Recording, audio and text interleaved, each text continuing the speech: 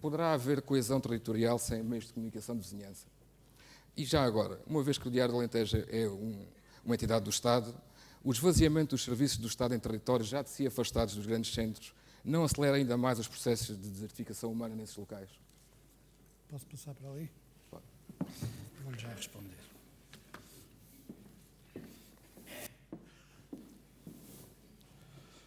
Posso fechar isto? Sim. Não há... Muito obrigado. Eu vou já responder à pergunta e começar pelo Diário do Alentejo, que eu leio há muitos anos e que conheci sob diferentes orientações e com enormes polémicas sobre as suas diferentes orientações. Eu sou um opositor a que o Estado tenha órgãos de comunicação social. Isso aplica-se a jornais e aplica-se a outro tipo de órgãos de comunicação social.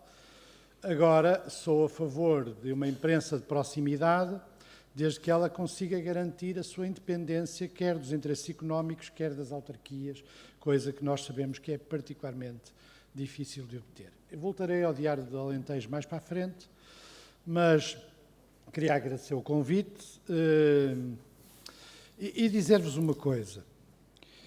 Eu penso que as pessoas têm que ter consciência que uma conferência como esta é muito mais útil do que dezenas de conferências da imprensa económica em Lisboa. Se forem ver as conferências que se sucedem, de um modo geral promovidas pela imprensa económica, ou seja, por consultoras, por grandes escritórios de advogados, por aquilo que é uma parte importante do establishment do poder em Portugal, essas conferências são um negócio, realizam-se praticamente todas as semanas e há uma personagem que não entra nunca pela porta dessa conferência e que nós conhecemos por um nome antigo e que se chama Portugal. Ou seja, o que lá se discute e o que se diz é essencialmente uma retórica destinada a justificar a realidade e a política da realidade e não há a mínima capacidade analítica que faz com que, por exemplo, a imprensa económica entenda que pode tratar da economia sem nunca falar do trabalho. O que é uma coisa absolutamente absurda. Porquê? Porque é evidente que não tem independência em relação aos seus anunciantes e aos seus proprietários. E seria muito difícil encontrar, por exemplo, um artigo sobre as condições de trabalho de uma fábrica têxtil do Norte sem perder os apoios dos grupos económicos que, de um modo geral, estão associados com essas empresas. O que significa que a imprensa económica não é verdadeiramente económica, mas que é, no fundo, um reflexo de uma linguagem do poder sobre um país que não é, de nenhum modo, lá retratado. E devo dizer-vos que, contrariamente a isso, conferências como estas, e queria aqui elogiar o mérito dos que a organizam e que a organizaram, da autarquia, são, de facto, muito mais úteis para nós percebermos o país. Eu, neste momento, não sou especialista do Alentejo, embora rigor nunca fui, quer dizer, escrevi alguns trabalhos históricos sobre o Alentejo, mas tenho uma ideia de problemas que não tinha quando entrei e é para isso que este tipo de discussões são muito importantes e são vitais. E agora vou esmagar aqui o meu companheiro desta conferência, também pedindo às pessoas que se pusessem a pé. Mas, atenção, mas que se pusessem a pé todas as pessoas que tiveram uma quebra do seu rendimento líquido nos últimos 2 anos. Ou seja, a sala inteira. Vamos sentar. E vamos exatamente partir desta realidade para discutir o tema sobre qual é a natureza da crise que atravessamos. Há vários aspectos da crise que atravessamos que não têm comparação com as crises do passado. Um dos aspectos de iludir a situação do presente é comparar, por exemplo, os diferentes momentos em que foi pedida a intervenção do Fundo Monetário Internacional, dando a entender que a natureza do que acontece hoje é semelhante daquela que aconteceu quando Hernani Lopes e Mário Soares eram primeiro-ministro, dizendo que Portugal está sistematicamente a ter problemas que implicam a existência de um resgate e toda a história anterior ao presente é vista pela mesma luz. E a questão é que hoje, e aqui, enfim, falei ao mesmo tempo de um ponto de vista analítico, que implica também o ponto de vista da análise política, mas também do ponto de vista da história. Hoje, uma parte importante do discurso de legitimação do poder é sobre a história. Feito exatamente por pessoas que consideram que a história não tem nenhuma importância como conhecimento. O que é hoje importante conhecer é tudo menos as humanidades, e eu percebo bem porquê, porque algum conhecimento sobre a história é bastante subversivo para entender muitas características dos tempos de hoje. E então a interpretação que é feita é de dois tipos. É feita uma interpretação sobre o passado e é feita uma interpretação sobre o futuro. E, em bom rigor, nada praticamente se diz sobre o presente, porque o presente é que é problemático. O que é que se diz sobre o passado? O que se diz sobre o passado e sobre a natureza desta crise é que, em bom rigor, esta crise existe desde o 25 de Abril.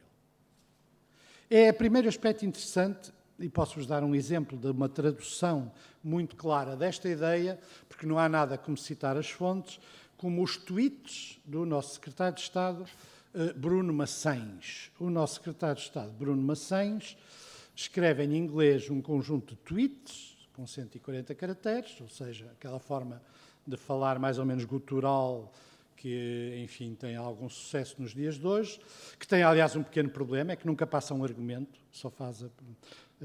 E significa que o logos, a discussão racional, tem um pequeno papel na realidade dos dias de hoje. E ele publicou, há coisa de um mês, um tweet, um piu-piu, se quiserem utilizar um trinado de seguinte conteúdo. Eu vou traduzir o inglês que é mais ou menos o seguinte. Portugal viveu nos últimos 35 anos a hegemonia socialista. Felizmente, hoje, estamos a sair dessa situação. 35 anos. Porquê é que eu refiro este exemplo como manipulação do passado? Quais são os 35 anos? Bom, eu presumo que para o nosso secretário de Estado, embora não tenha a certeza, o governo de Salazar não era socialista, nem o governo de Marcelo Caetano eram socialistas. Não tenho bem a certeza, porque Salazar, depois da guerra, produziu uma coisa chamada planos de fomento, e isso deve ser particularmente suspeito para estes nossos jovens de formação americana ou coreana, como é neste caso. É verdade? Não? Rigorosamente. Presumo que o governo de Marcelo Caetano também não deve ser suspeito de ser muito socialista, ou então eventualmente socialista moderado. E, portanto, isto é uma frase sobre o pós-25 de Abril. Portanto, é uma frase sobre o passado olhado do presente. E quando se olha para esse passado, estão 35 anos. E eu tentei perceber o que é que cabia nesses 35 anos de hegemonia socialista. Bom, eu presumo que ele desconta os 2 anos do governo de Passos Coelho, nos 40 anos desde 25 de Abril. Mas também é uma presunção de que eu não tenho absoluta certeza, porque ele pode achar que estamos perante um governo de socialistas moderados e em que ele está a lutar exatamente por uma genuína política não socialista. Portanto, mas vamos tirar 2 anos. 2, 3 anos. Sobram-nos, dos 35 anos, nos 40 dos 25 de Abril, sobram 3 anos. Eu tentei perceber onde é que estavam os 3 anos. Bom, admito que o PREC e aqueles anos a seguir ao 25 de Abril não devam estar incluídos nesses 3 anos de não-socialismo. Mesmo o governo AD, que para já, Sá Carneiro, Balsemão, dificilmente encaixa nos 3 anos. Primeiro porque Sá Carneiro era um social-democrata, coisa que para ele significa ser um terrível socialista escondido, e Balsemão, então, é o representante da conspiração maçónica universal, do grupo de Bilderberg, aquelas coisas que se encontram muitas vezes na internet, e, portanto, também não deve ser aí. Cavaco não é de certeza, porque eles odeiam o Cavaco mais do que qualquer outro, porque, de facto, não se reconhecem em nada da governação de Cavaco. Portanto, os 10 anos de Cavaco Silva também não conta para identificar quais são os 3.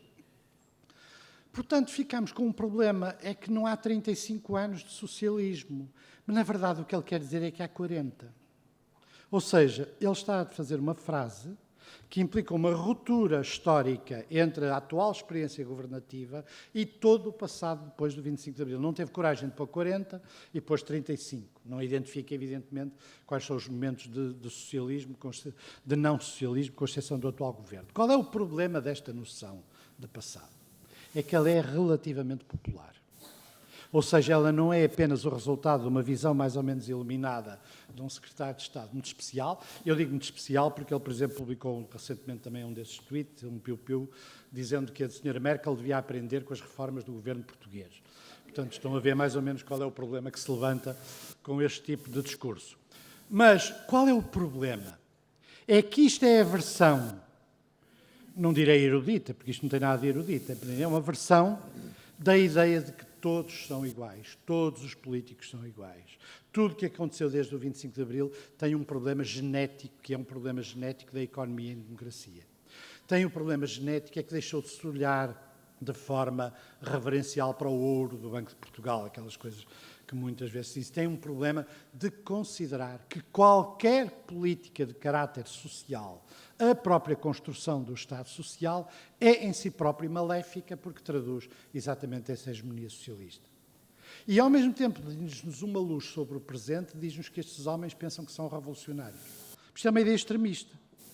São revolucionários, estão a mudar radicalmente o país, e a mudar radicalmente o país tem muito a ver com aquela coisa que eu vos pedia pôr a pé, é o ajustamento. O que fizeram ao levantar-se foi dar uma imagem física daquilo que se considera o ajustamento. E o que é o ajustamento, que é uma das palavras típicas da atual crise? Em primeiro lugar, é o ataque sistemático aos que ainda tinham ou conseguiram ter nos últimos anos alguma coisa. Ou seja, aquilo que nós chamamos, muitas vezes de forma grosseira, classe média. A classe média, bem representada nesta sala, como no modo geral representada bem nestas discussões, a classe média, que é um conceito que em sociologia é complexo, no fundo significa aqueles portugueses, aquelas gerações de portugueses que depois do 25 de Abril, diriam eles de forma mais ou menos maléfica, encostados ao Estado, efetivamente encostados ao Estado, porque nenhuma classe média em nenhum país do mundo cresceu sem ser encostado ao Estado, que em grande parte a gerou e a criou para criar uma espécie de almofada social entre os mais pobres e os mais ricos. A classe média é o grande instrumento de construção política da maioria dos países europeus. Porquê? Porque ela funciona como um elevador social. Ela retira pessoas da pobreza, faz-las passar da pobreza para uma mediania em que a pobreza já não é o principal fator e permite exatamente garantir um elevador social para as sociedades. E desse ponto de vista, a crise da classe média é talvez o maior ónus que se pode deixar para o futuro de Portugal. Porque a crise da classe média gera uma perda de tónus social. O que é que ela faz? Faz duas coisas. Acantona a pobreza na pobreza. Muitas vezes o discurso social atual diz coisas deste género. Os mais pobres não são afetados pela crise. Não é inteiramente verdade, porque são afetados por outras formas, pelas contas de casa, pelo aumento dos géneros, pelo aumento da luz e da eletricidade, mas, de um modo geral, não são as principais vítimas da crise, a não ser num aspecto fundamental. É que deixaram de poder ter esperança de sair da pobreza. Há um bloqueamento social nos mais pobres que os retira do Estado para a assistência. Há claramente uma deslocação de uma ideia de que o Estado tem responsabilidade em relação à pobreza a favor da ideia de que o Estado deve delegar essa proteção da pobreza, dos desvalidos da sociedade, como se dizia antigamente, que havia aqueles asilos da infância desvalida, para as instituições assistenciais.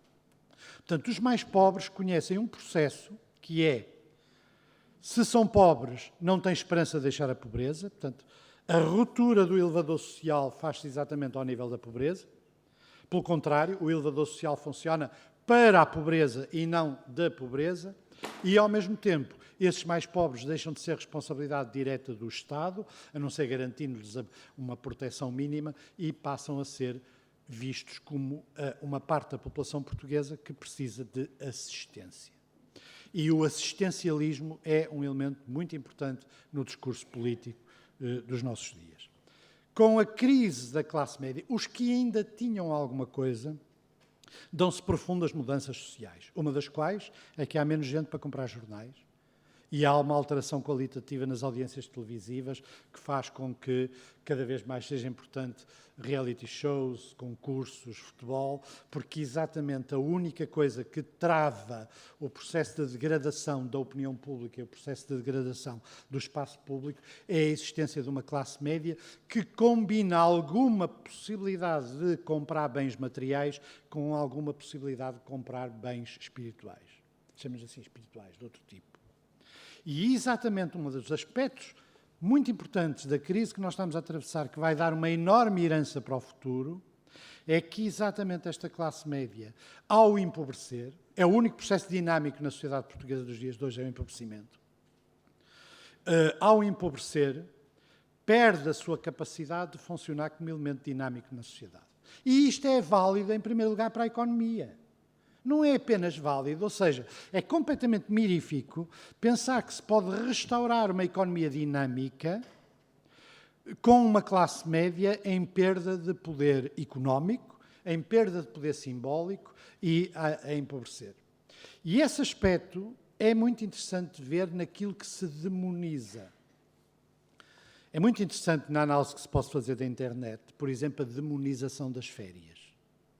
Claro que os exemplos são sempre aquelas coisas de Acapulco e Cancún e tal, que é aqueles grupos que iam e as férias compradas a crédito. Mas, na realidade, não são, essas férias são apenas os elementos que são utilizados no marketing da ideia. A ideia é de que ter férias, ter tempo livre, ter possibilidade de escolher consumos de caráter cultural e não apenas consumos de caráter material, que é o que caracteriza exatamente o reforço e o crescimento da classe média, a começar pela valorização da educação, é efetivamente posto em causa a caminho de uma sociedade muito dual, em que todas essas coisas são entendidas como viver vida de rico. Ou seja, o que é viver vida de rico? É ter acesso a bens que não são apenas bens materiais, ter acesso a consumos de outra natureza do que os consumos anteriores e ter acesso, no fundo, ao espaço público de uma forma qualificada que não existia antes. E isto é profundamente destrutivo para aquilo que é o principal argumento desta política, que é os nossos filhos e os nossos netos. Eu nunca vi ninguém gostar tanto dos nossos filhos e dos nossos netos como os atuais governantes, que amam os nossos filhos e os nossos netos tanto quanto detestam os seus pais e avós, não é? Porquê? Porque a retórica sobre o passado associa-se a uma retórica sobre o futuro. E essa retórica sobre o futuro é uma espécie de neomalthusianismo, em que pega nos números da geografia, da demografia, da economia, e aplica-lhe uma grelha de reducionismo, em grande parte, ou seja, vão apenas a um fator e fazem a projeção a partir desse fator. Nas discussões sobre o futuro das pensões e das reformas é muito típica essa forma de raciocínio e aplicam-lhe uma grelha que é, de facto, os que conhecem alguma coisa de Malthus, é uma grelha puramente malthusiana, ou seja, é uma grelha que não implica surpresas para o futuro. Ou seja, o futuro é visto como uma aplicação linear de um conjunto de estatísticas e de folhas de cálculo a partir do presente, sendo que qualquer pessoa que conheça a história sabe que o futuro, mesmo ao nível de 10 anos, é essencialmente imprevisível. E quando as pessoas ficam assim, porque estão muito habituadas a raciocinar na base das projeções e da tradução política dessas projeções de alguns dados do presente, eu chamo-lhes a atenção que se alguém há 20 anos dissesse que tropas portuguesas estariam no Afeganistão ou no Kosovo, seria tido como completamente louco. A história caracteriza-se exatamente por ser uma surpresa. E é por isso que os discursos sobre 20 ou 30 anos da mesma política são pura ficção. São o resultado da projeção de meia dúzia de dados económicos, aliás, irrealistas, perante um país que deixaria de ter sociedade e política, porque é evidente que ninguém imagina que durante 20 ou 30 anos, passados todos os governantes atuais, passados nós próprios, seja possível manter uma linha condutora da política assente no pagamento da dívida, que é, no fundo, o eixo principal simbólico e político da formulação desta política. Portanto, a retórica sobre o futuro e a retórica sobre o passado são sobre quê? São sobre decisões do presente. Na verdade, o que nós temos que olhar é para o presente, porque as decisões sobre o presente, sobre quem está vivo, sobre quem tem um dia ou quem tem 100 anos, São essas decisões que justificam a retórica do passado e a retórica do futuro como pretexto para as fazer passar. É sempre sobre o presente que as políticas têm que ser analisadas. E quando nós analisamos sobre o presente, nós verificamos que são políticas essencialmente distributivas, no sentido de garantir uma distribuição desequilibrada dos rendimentos da sociedade. Aliás, o melhor exemplo é o discurso sobre a recuperação económica. O discurso sobre a recuperação económica tem quase sempre uma peça-chave. Temos um processo de crescimento económico, recuperação económica, e a pergunta que se pode fazer é: e a recuperação social? Não, é daqui a 20 anos. Ou seja, há uma dicotomia entre a recuperação económica e a recuperação social. E esta dicotomia diz-nos exatamente que o discurso é sempre sobre o presente. É sempre sobre os mecanismos que no presente garantem a distribuição do rendimento. E desse ponto de vista, nós estamos a tornar numa sociedade dual em que um pequeno número de pessoas bastante ricas ou muito ricas recolhem de múltiplas maneiras o fruto no fundo, da riqueza dos portugueses, e um número muito significativo de pessoas empobrecem. E quais são os mecanismos que estão para além apenas dos mecanismos diretos de empobrecimento? São mecanismos essencialmente centrados na desvalorização do trabalho. O principal mecanismo que garante para os anos a seguir que, mesmo que haja recuperação económica, ela não chega tão cedo, se é que alguma vez chega, a garantir uma recuperação social, é exatamente o facto de que, em relação a certos tipos de grupos sociais, os rendimentos e os recursos do país caminham em autoestrada, e em relação a certos grupos sociais, os rendimentos caminham num beco, quer dizer, ou numa azinhaga. E é exatamente a construção desses mecanismos o grande adquirido do programa do memorando. Não é nem o déficit, nem a dívida, nem qualquer alteração estrutural da economia portuguesa, é a alteração das relações sociais resultantes da legislação sobre o trabalho, resultantes da legislação sobre o desemprego, resultantes da mudança, que aliás aqui já foi referida, da própria circunstância de haver um número muito elevado de desempregados e de acontecer aquilo que nós sabemos que acontece, que é com o embaratecimento do despedimento, muitas empresas despedem para depois readmitir com salários muito mais baixos, o que significa que a qualificação da mão de obra, um dos fatores tradicionais do nosso atraso, é posta em causa pela conjugação, por um lado, da crise do sistema escolar e da conjugação do abaixamento do valor do trabalho, com todos os efeitos, inclusive na inovação das empresas e na competitividade, ou seja, competitividade obtida essencialmente à custa de salários mais baixos. Não há, efetivamente, outra política. Termino. Só para vos dizer o seguinte, portanto, quais são os pontos, apenas enuncio os pontos, depois podemos na discussão. Os efeitos sociais da crise manifestam-se exatamente na pauperização e empobrecimento da classe média, no bloqueamento da passagem da pobreza ou dos pobres para a classe média, que é o que está a funcionar desde 25 de Abril relativamente bem, apesar de tudo, apesar de não ser inteiramente eficaz para acabar com a pobreza, este elevador social funcionou, fazendo com que apenas os mais velhos, os avós, mantenham ainda uma memória viva da pobreza. Enquanto as gerações tiverem uma memória viva da pobreza rural, da pobreza dos anos 50, da pobreza do pé descalço, elas não são dinâmicas, é exatamente os seus filhos que garantem esse dinamismo, tomando, aliás, entre outras coisas, decisões puramente racionais, que hoje são interpretadas como maléficas, como é o caso, por exemplo, da compra de casa própria, que é uma decisão puramente racional. Quem há 20 anos não comprasse casa própria, quando tinha rendimento para pagar as prestações e não tinha nenhuma outra alternativa, tomava uma decisão irracional de todos os pontos de vista. Nós não podemos, em história, estar a projetar as circunstâncias do presente para julgar os atos do passado. Isso é um historicismo que é absolutamente inaceitável do ponto de vista académico. Outro aspecto já aqui foi referido é o deslaçamento social. Nunca a sociedade portuguesa conheceu um tão grande deslaçamento entre jovens e velhos, entre quem trabalha no setor público e no setor privado, entre os pensionistas e os trabalhadores no ativo. Nunca se assistiu, nunca, na história portuguesa, desde o tempo do nosso rei Afonso Henriques, a que o Estado promovesse um discurso de divisão dos portugueses em função, essencialmente, etária, da idade. Hoje, ser velho é culpado, é uma culpa.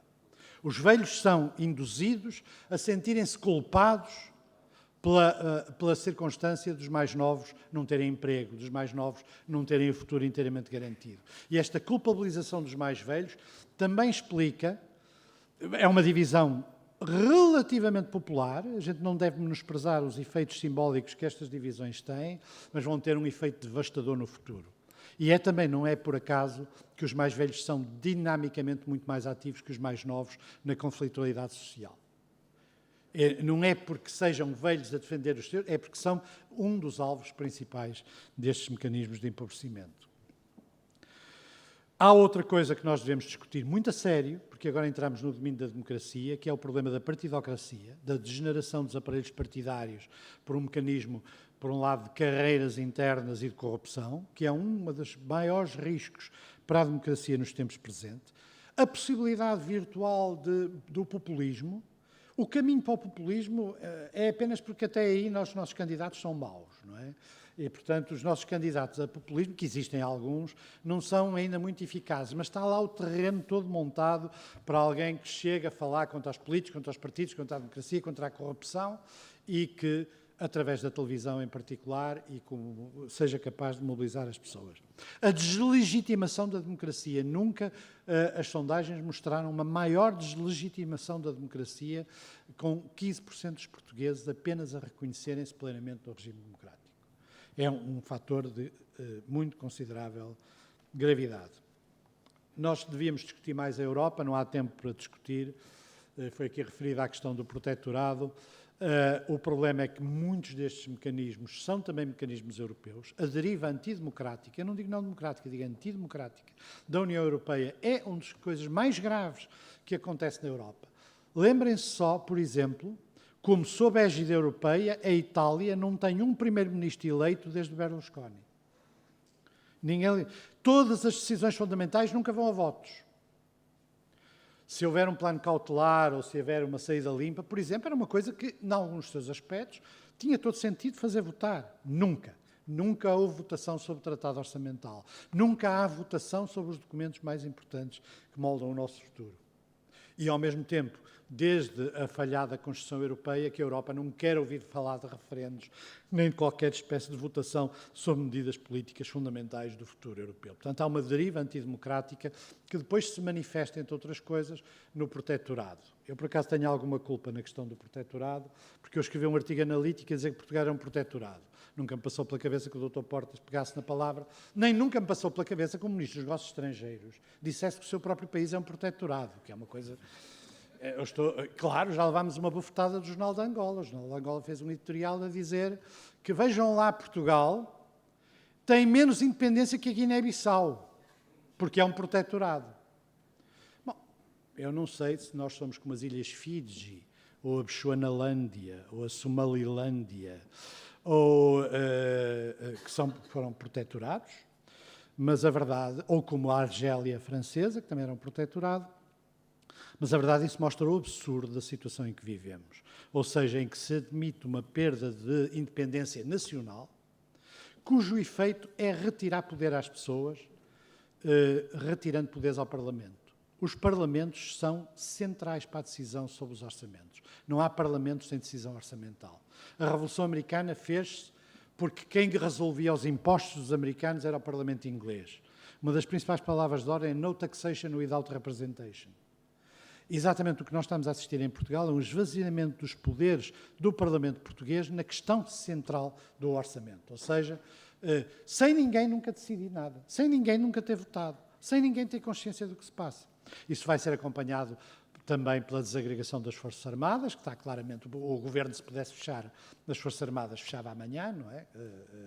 Apesar de serem todos muito patriotas, mas, enfim, ainda é complicado fechar e, portanto, eles mantêm uma situação de tal maneira que deixamos de ter qualquer capacidade operacional, o que faz com que a ministra Cristas, que apresentou aquele mapa de Portugal em mar, não sei se viram, em que nós somos gigantescos, só grande parte do mar, só que nós não temos nenhuma capacidade de controlar, nem sequer de exercer a soberania em grande parte desse mar, porque no momento em que aquilo for para instâncias internacionais, eles vão perguntar onde é que vocês têm os navios para controlar as rotas que atravessam o vosso mar, onde é que vocês têm os instrumentos para garantir a segurança dentro do vosso mar, e já não falando da Casa da Madeira e das Ilhas Canárias, a resposta vai ser não. Eu não vos falei do território, mas não tenho boas notícias. Eu acho que tudo isto é pior.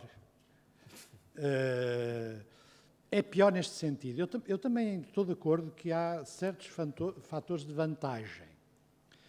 A existência de uma cultura de resistência é bom. Mas não é nada de resiliência, como agora se diz. É um bom aspecto. Há vários aspectos vantajosos na circunstância de se viver no Alentejo e de se viver em terras como Aljustrel.